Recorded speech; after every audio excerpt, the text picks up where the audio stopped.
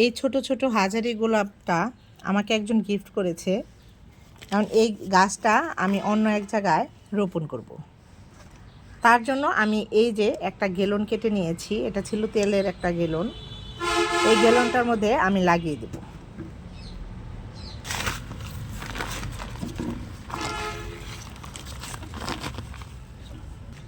চারপাশের মাটিগুলো একটু কেটে নিচ্ছি। কেটে নিলে এই গাছটা ওই বোতলটার মধ্যে বসাতে একটু সুবিধা হবে।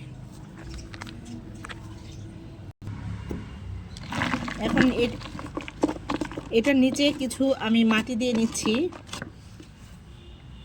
উপরে গাছটা লাগিয়ে দেব।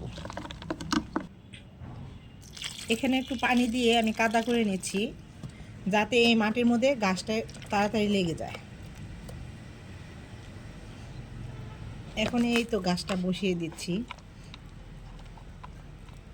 চারপাশে যে ফাঁকা জায়গাগুলো, এগুলো আমি মাটি দিয়ে পূরণ করে নেব।